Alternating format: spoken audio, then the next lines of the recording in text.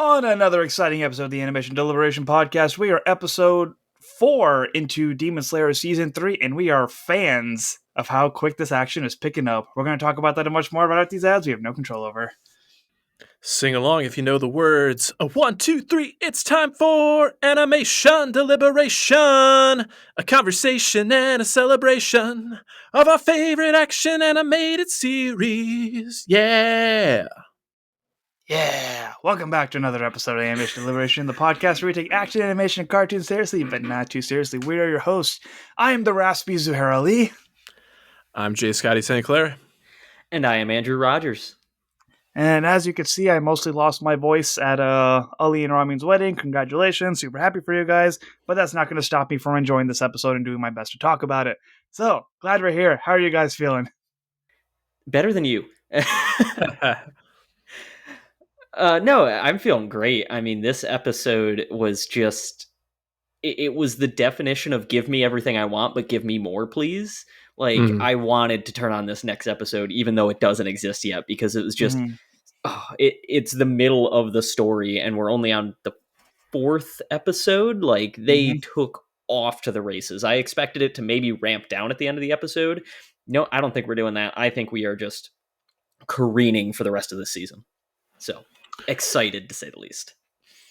Yeah, we're kind of in our non-spoiler section, so I'm going to do my best to kind of dance around, but I did appreciate how the action certainly picked up, and I agree with what you said, Andrew. We seem to be right in the middle of the action. But with that being said, I did find myself I think this is one of those episodes where it's I did want to get more of the story, and I found myself gravitating towards the beginning of the episode and the end of the episode because I felt like those did more to service the story. But there was some satisfying action in the middle. It just was one of those where it's if I could have watched this episode in conjunction with another one, I think I would have been a little more satisfied as a whole, but still a great entry in the season, and the momentum and the pace definitely has picked up. Yeah, the pace of splitting up the fights has been interesting. I'm not going to get too much into it because we're in the early stages. I'm going to continue with the shot that I called last week in regards to it's either going to be a retreat, recover, and re-engage type of ordeal at some point, or they're going to spread out these episodes over the 11 but have more backstory heavy ones. So I'm interested to see which one they do, because I'd be impressed, very impressed, if it's just nonstop action between here until the end of episode 11. Yeah. And boy, do we have action to talk about. Yeah. Yes. And speaking of action, sometimes when you're doing this high octane action, you got to do that on the go. And when that is the case in your life, you need nutrition that you can take on the go with you. So we're here to talk about our sponsor once again, the BlendJet 2. And the BlendJet 2 is portable, so you can blend up a smoothie at work, a protein shake at the gym, or even a margarita on the beach. It's small enough to fit in a cup holder, but powerful enough to blast through tough ingredients like ice and frozen fruit with ease. BlendJet 2 is whisper quiet, so you can make your morning smoothie without waking up the whole house. It lasts for 15 plus blends and recharges quickly via USB-C. Best of all, BlendJet 2 cleans itself. Just blend water with a drop of soap and you're good to go. And if that wasn't enough to sell you on how great the BlendJet is, let's talk about some of the colors and patterns that are available. Over 30 colors and patterns to choose from. So you can pick your favorite color. You can basically pick your favorite material. I think they have some metallic and marble ones that look pretty close to some of the Nichiren swords we see featured in Demon Slayer. But they also have an entire line devoted to fandoms like Pixar. There's a whole Toy Story line. So I've continued to really enjoy mine. I am pursuing a lifestyle change where I'm trying to eat a little bit better and whatnot and do some meal replacements with some plant-based protein shakes and whatnot. And the BlendJet's great. I've kind of run into the problem in the past where these thicker shakes, they don't blend up all that well and they end up kind of chalky and whatnot. The BlendJet is so small but so powerful. It completely alleviates that inconvenience from my life. Yeah, and I will say there's not many products on the market that could satisfy Hentengu and all of his differing personalities, but I feel like they really, really have this down. But you talk about satisfaction, and I absolutely love my BlendJet since I got it. But there was one complaint that I may have had, and I didn't even voice it to anyone. And before I could say anything, the team over at BlendJet just answered my complaint. They are so big brain with their marketing. They were just on top of it, sent it to us before I could even email them back. And I want to talk about the orbiter lid. Literally, my one complaint was, wow, it can get kind of, difficult to drink. So instead, they now have the orbiter lid, which is a leak-proof lid that you can have one-hand convenience with this large opening that you just can start downing, whether it be a thin drink or a full thick smoothie. They have everything engineered to keep the spills at bay and keep you drinking on the go.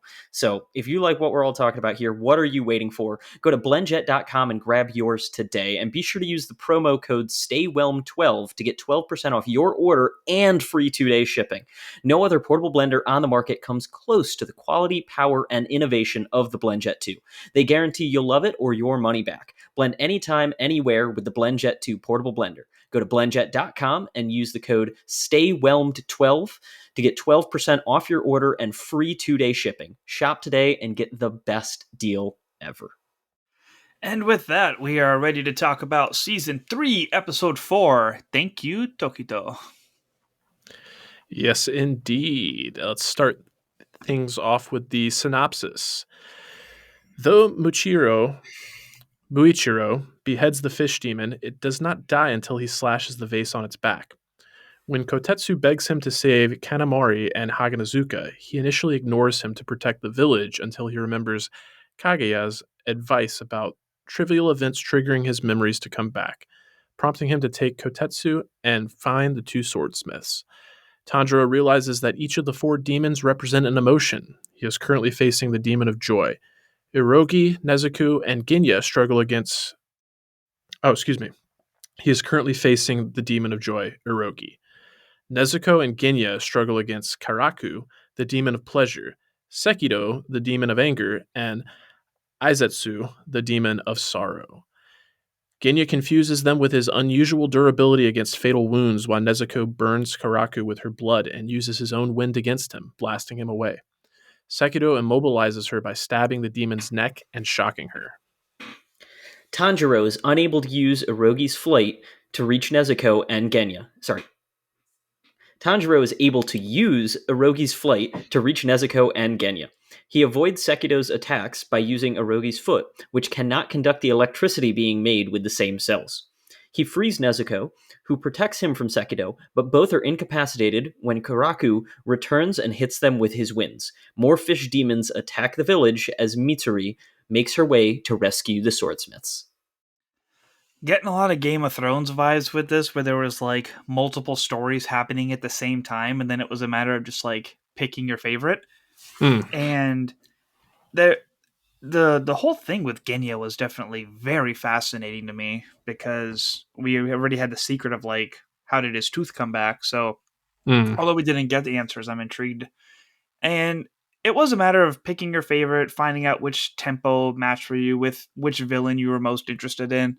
But they did bring it back together very quick, which I appreciated, because having Mitsuri join at the end of this would have been like a little more confusing to keep up with. I like that it's going to be more team efforts and seeing a lot of the cooperation as opposed to maintaining it. So it was fun for this episode, but I'm glad that this whole seeing 5 different perspectives isn't going to be a constant. Yeah, I think that's a pretty good comparison. And I liked what you said about kind of like picking your favorite that kind of matched your sensibilities or your tempo. And I agree with you. I talked about how the beginning of the episode, especially getting to spend that time with Muichiro, and I'm really enjoying I mentioned it last week, but the animation style of bringing back the 3D modeling with the fish monsters, but like the way they're designed and their eyes just kind of like look off in different directions, plus the sound design, like it's just like gross enough to where I'm like, yeah, I'm all in on this. This is great. But in terms of the middle of the episode, I did gravitate towards Genya and the demon that he was going up against as well, the demon of sorrow. Yeah, just his whole demeanor and disposition. Like I wanted to kill you, so you would die instantly, and like how sad is it that you can't die instantly? Like I was trying to do you a mercy. And I I talked about how this episode might have focused more heavily on action to the disservice of the story, maybe, but there were some really interesting tidbits with Genya. Like he was reciting what was recognized as the Amida Sutra, which I'm not entirely familiar with, but from my understanding, it relates to some Buddhist readings. So, and the demon even recognized, like, oh, how devout are you? So it was, interesting to learn about more about his character, like in that moment of action. And outside of that, like one of the standout parts of the episode, just in terms of like the shocking visual, no pun intended, I totally didn't mean that, but when the when Sekiro stabbed Nezuko through the neck and proceeded to shock her, like that was just brutal. And I kind of lost my breath at that moment. I was like, oh my gosh, this is brutal.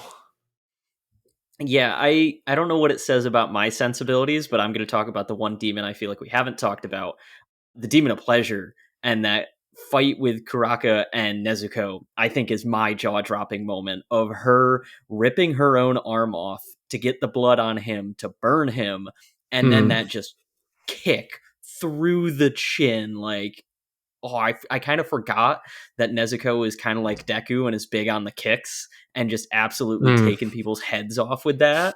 Yeah. Honestly, I was like, oh, beast mode Nezuko's back, let's go. And just, I don't know, the way that Karaku just had that vile pleasure in terms of the way that he could beat on people and the way that he could torture them. I don't know, it just drew me in some concerned way that I absolutely loved it. And I mean, yeah, everything you said about Genya, absolutely over the top and fantastic.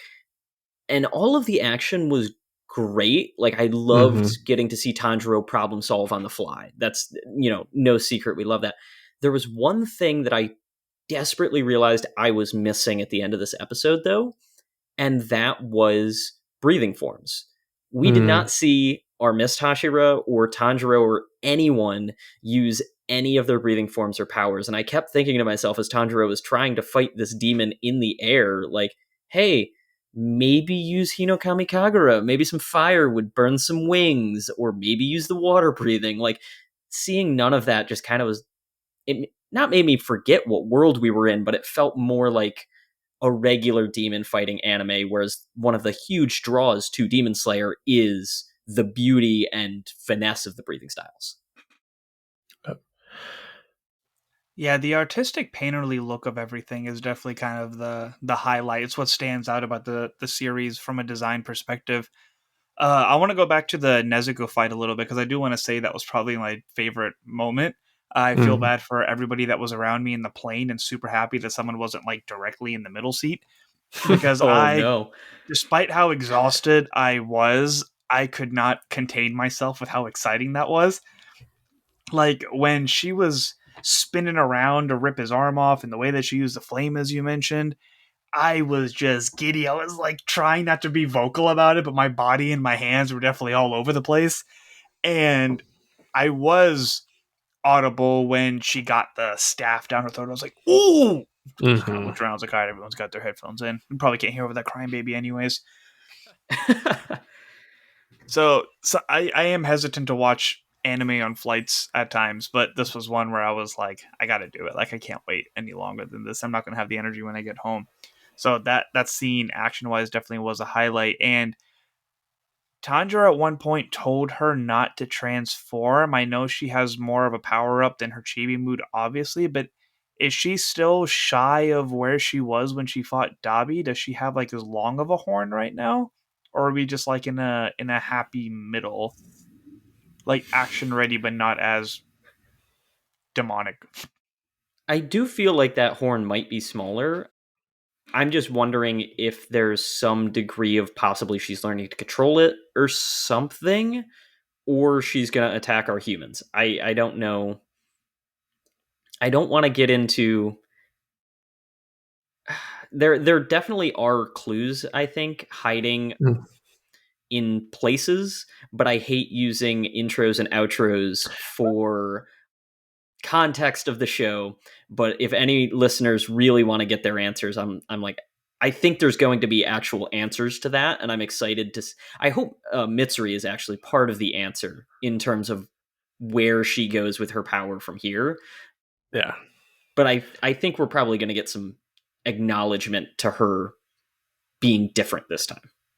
Yeah, Andrew, you and I are exactly on the same page. I was thinking of a certain still from the intro that it kind of ends on to like that's I won't spoil it entirely, and I can't say for certain that's where it's going, but that is what makes me think it's more of Nezuko learning to control this power rather than her being unleashed or potentially attacking her allies. But I did want to go back to I appreciate all the love for the Nezuko fight because it's totally deserved. But you mentioned some of the aspects of Tanjiro's fight, and I did feel like overall that was the part of the episode that kind of lost my interest a little bit, but I did like the aspects that you brought up that we got to see Tanjiro doing what he does best. I had the same thoughts of you. I was like, where are these breathing forms? Why aren't we seeing any of this? It kind of seems like he's letting himself get beat up. But having him have that opportunity to take a moment to figure things out. Oh, I was right. This demon is lighter because there's no way he'd be able to fly without that wingspan. And then when he eventually used Irogi's foot to block the lightning, and even Sekido was like, "Wow, this guy has the ability to like think on his feet in battle." Like to get that acknowledgement, I was like, "Okay." The frustrations that I was having with Tanjiro in this episode were kind of answered by the end of the episode, so I did appreciate that aspect. Especially Yeah, because it's there was a point where he was even saying like, I don't know what to do right now, what am I supposed to do? And then to be able to see him act as quickly, and even from the episode last week where he just quickly analyzed that, oh, if he's fast enough to avoid a Hashira, then he must be one of the uppers. Like that was the indication for him, and was able to like act quick. So I think he's getting more used to his body and more confident in his form, because even last week I was like, how hurt is he right now, right off the bat? And he seems to just kind of like had the wind knocked out of him and is just kind of like back on his feet and ready to go. Mm-hmm. Yeah, it's reminiscent of like I think one of my favorite scenes of Tanjiro ever is from the entertainment district, wherein he was throwing the bean bags at Gyataro to like throw off his sense of smell so he could poison him. And that whole time we Yeah. were like, why is he running? This seems very Mm-hmm. against his character. And it was Yeah. instead one of the smartest things he's ever done. So to see that through line is just top tier writing of just here's how you do a character and remember what they're capable of the whole time. So And we're yeah, still no, For in sure. episode 4. oh yeah, he still has a lot of problems to solve. Don't get us wrong there. But from a Yeah. writing perspective, it's fascinating the build up of prepping what our character is analyzing for stuff that we don't even know that's going to happen yet. Mm-hmm. So Yeah, so those, we don't know how many seeds have been planted, even if we're breaking down the opener and closer, and that's the fun part of it. And you gotta, is it commend? Yeah, you gotta commend the writers for that. I always get that and condemn mixed up, so I just want to make sure I didn't. They're very different things, actually. Yes, polar opposites. That's hilarious. I do want to talk a little bit more about Muichiro, given the fact that like the episode is titled "Thank You, Tokito." So I could not help but kind of go in with some expectations. I was like, oh, okay, this is going to be the Mist Hashira heavy episode, and ended up not being. But they did, make the most of his appearance in the beginning of the episode by really starting to flesh out what exactly his situation is. And I'll be completely honest, when we started to get the revelations of the amnesia factor, I had some concerns. I was like, oh, I do not like amnesia as a writing device. It seems kind of lazy to me. And it's like, Hmm. I kind of preferred this character if he was just that cocky and confident and like kind of apathetic, if that's just who he was. And what kind of brought it all the way back around for me, and I was like, okay, you redeemed yourself, and I'm willing to like go with this. Is when Kagaya said this mist in your brain will be removed. I was like, okay, he's the Mist Hashira. He's got this mist in his brain. Like I'll buy it and I'll go with it. So Does he then become the Clarity Hashira after he gets his memories back? Well, he is related to the sun breather, so Yeah, the sun's got to come out eventually. yeah, the sun burns the fog away. Yeah, that whole scene with, is it Kaguya? Was the Yes, the young, master. Oh, not the Kotetsu, the Kotetsu? Thank swordsmith. you. Yeah, yeah. Just that whole little scene of him like hugging Muchiro and being like, "Thank you so much, you saved me. Like, I need your help." It was just, it was amazing. And then having the jokes as well in there, giving us that little bit of brevity that we always love to talk about. With, I shouldn't have called you a seaweed head. When'd you call me a seaweed head? And I was thinking to myself, I'm like, when did he say that? And to find out it was behind his back was just even better, because it's like, oh, okay, that's probably why I don't remember what's going on. Yeah. Yeah. Man, I'm trying to remember the point that I wanted to bring up now. Oh, I had been saying how much I wanted to rewatch the scene where we meet all of the Hashira for the first Mm, time, and I right. did make the time to finally go back and do that, just to pay a little more attention to Muichiro. And I was right on the fact that it seemed like he was just very zoned out from the meeting, because he was like, Mm, "Oh, the clouds look different today. What kind of bird just made that sound?" Like, that was his dialogue throughout the whole time. mm-hmm. But when Tanjiro was excused and he ran because he wanted to headbutt the wind guy for Right. hitting him so much, Muichiro grabs like a pebble and flicks it, hits Tanjiro in the perfect spot that knocks him out. And he's like, "You don't speak over the master. Like, you don't disrespect the master." Oh, right. Mm. So that added a little more context to this scene of like, what does the master seems to mean more to him than maybe a lot of the other ones do, because he has like an ability in his voice to just make people feel comfortable with him. But knowing that there is this amnesia factor and that they have more history, like, I want to know like what the master actually saved him from, essentially. Mm. And if he has a greater respect in the sense that he owes his life to him more than just working his way up to the ranks to be where he's at. Yeah, and his relationship to the master seems to be like a source of his own like self-worth, because I did appreciate when he was having kind of the inner dialogue with himself, like, do I go and try to rescue these two swordsmiths like Kotetsu's urging me to do? If I do that, am I opening the whole village up to potential attack? But he's like, no, I can do this. Like, I have been chosen by the master. So Mm-hmm.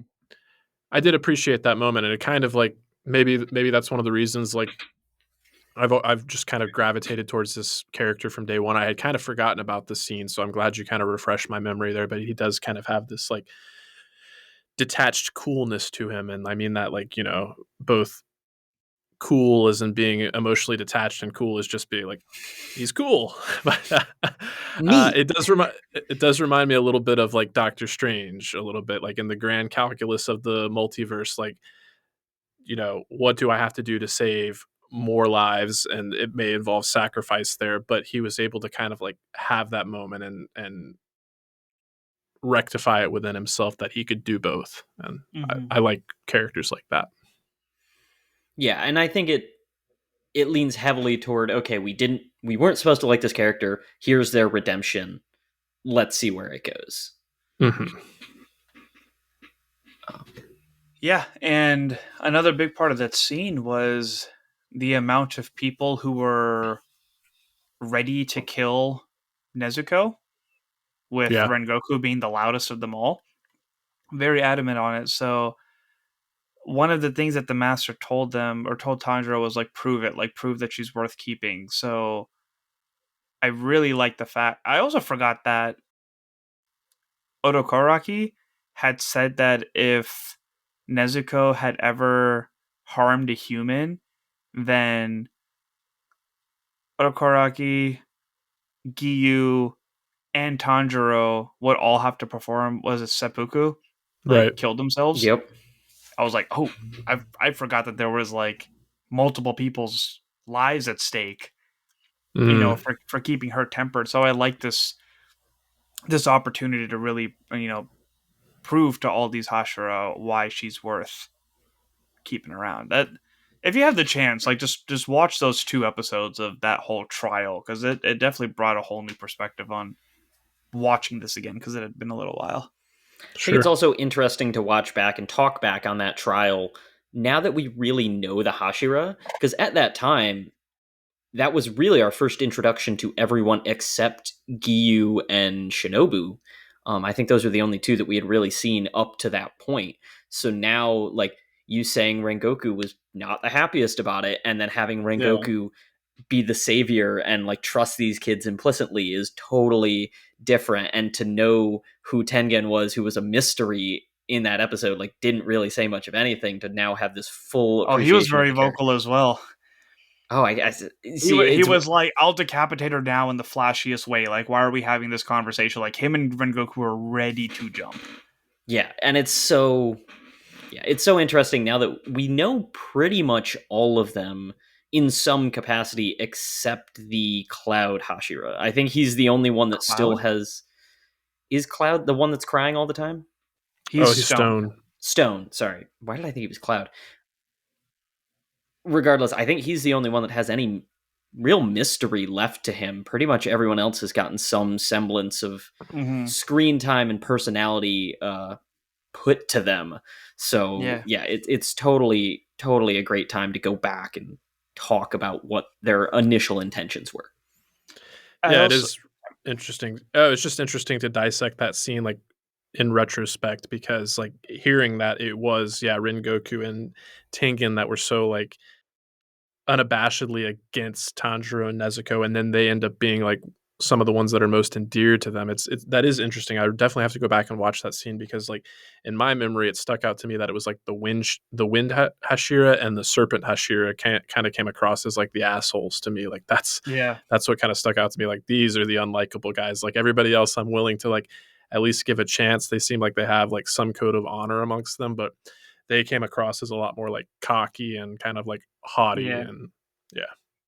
Yeah, Shinobu was trying to like orchestrate the trial, and everyone just kept talking over her, and it was the love Hashira that was like, "No, do we have to do this? Like, why are we doing this?" And Gyo was just his quiet, stoic self, but literally, like, nobody was opposed to killing her. They were just Mm. all like, "He broke the rules. Like, this should be over." Fair.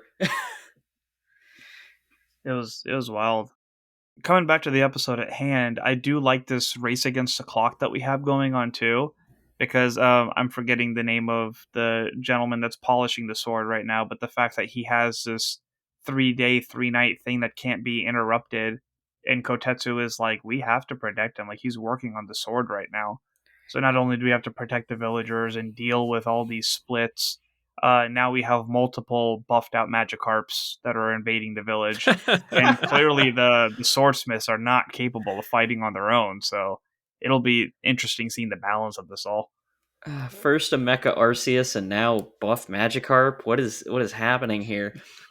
Well, I will say, I hope at least a little bit that they give a reason why they said, "Oh, this is supposed to be a 3-day process."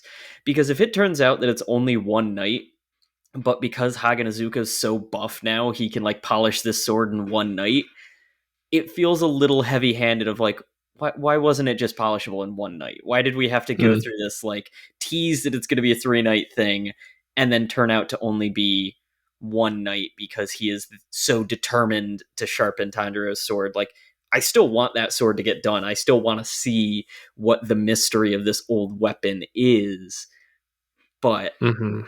it feels like an interesting word choice. And we talk about their writing being great all the time, so I'm sure it will pay off. But that's my one question mark of, did we need that caveat thrown in there that he has to go for 3 days straight? Because I love the idea that he can't stop. I think that's super interesting in and of itself, that he's like, if he stops, it's all over. Like the Mm-hmm. fact that it has to be a continuous process seems super like, okay, we have to protect him from the demons. But the idea of it being continuous over 3 days intrigues me way more than it being continuous over one night. Yeah. Do we know how many days it's been already? Has it just been I think the we're one on afternoon into the night evening one. so far that he I think started the so. process? I Okay, that's think kind of what I'm so. thinking. I just wanted to confirm, but I guess the other thing that I kind of wanted to highlight is like we had kind of postulated about what the different fronts of this battle were going to be, especially knowing that Mitsuri was going to be a part of the proceedings. But now at the end of this episode, we have a little more clarity. It definitely seems like Muichiro is going to be facing off against Kyoko in some form while trying to protect Haganazuka. And then it seems like Mitsuri is going to kind of fill in for him in terms of protecting the village because Zuhair, as you said, it does not seem like the swordsmiths are up to the task. They're trying their damnedest, but they're better at making the swords than they are using their spears. And then, of course, we will have our trio of Ginya, Tanjiro, and Nezuko handling Hantengu in all his various emotional forms there. So, again, I think the Game of Thrones comparisons are kind of appropriate, and we'll see how it affects the pacing and the momentum. And yeah, I think you mentioned at the beginning of the episode too. All that said, we still have to factor in some backstories here, or so I expect or suspect, Mhm. rather. Yeah, and I did like the little nod of Mitsuri not actually still being in the village, but that she still fully left. But because she doesn't know where the village was, she's just like, oh, I was conveniently nearby. That's super cool. Like this crow is having to lead her to it. I'm like, that's actually kind of a fun acknowledgement that no one knew where this was. So she could have been right next to it and had no idea the whole time because she presumably also had to get on someone's back and go with a blindfold for miles and miles. So do you Yeah, think that they're breaking protocol by just taking her straight to it, or I Hashira know where the village is? I did ask myself the question of are they breaking the protocol? So maybe the Hashira, I don't know, her dialogue made it sound like she didn't previously know where it was, but now she's going in a direction. yeah. I thought they said something about not even the crows had full knowledge of where it's at, but that was kind of my impression is that the crow knew where the action was happening, even if Mitsuri didn't. And she was like, "Oh, how Mm. convenient that I happen to be stationed so close by." But thinking about the like pairing of Hashira that we got here, like, is their main thread the fact that they both have the sassiest crows? Because like it certainly seems like it. Their crows have the most personality we've seen out of actually maybe not. We've seen some pretty sassy crows now that I think about it, I but honestly think all the crows are just kind of sassy. Like, I think that's their whole shtick is like, hey, listen to me, fool. I'm a crow. Like, I don't know why I said it like that. I'm a crow. The muscle mice could never. I'm a crow, mother. Don't you ever forget. It's kind of what I was thinking. Like crows are about to throw some bars. Yeah, I do think my last note that I really wanted to ask you guys about. I'm loving this development that we're getting out of Genya. I think there's a lot of questions, and I don't have much to say on that. The one thing I have to say: can either of you take him seriously, For who? Genya? Because I'm I just can sitting. take I can take him seriously, but he did have the one line of dialogue that I was just like, oh, so predictable. And he's just like, because I'm the man that's going to kill you. I was reciting that like a good 10 seconds before he got it out. Well, the main reason I can't take him seriously is because I'm just like Bakugo. What are you doing here? That's Because fair. Yeah. it's like that voice actor has done other roles. He's using the Bakugo voice for this. Like it is Yeah. just the That same voice. I think that's what makes me like it more because Bakugo's like one of my favorite characters.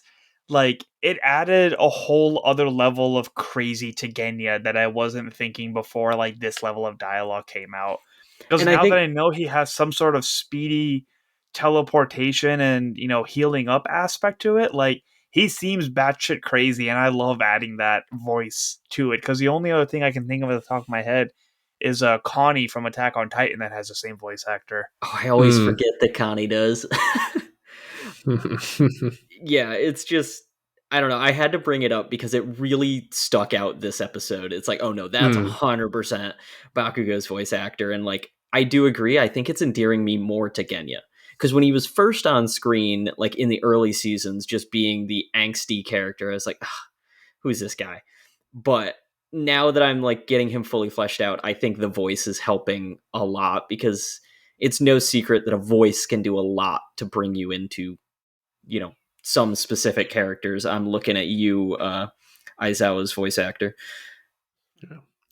Well, on that note, talking about how voices can bring people in, I encourage all the listeners, bring your voice into the fold. Let us know what you're thinking. Send us some feedback. You can send us a written email or record yourself and send us a voice memo via our email, animationdeliberationpodcast@gmail.com, as well as a host of other places via social media.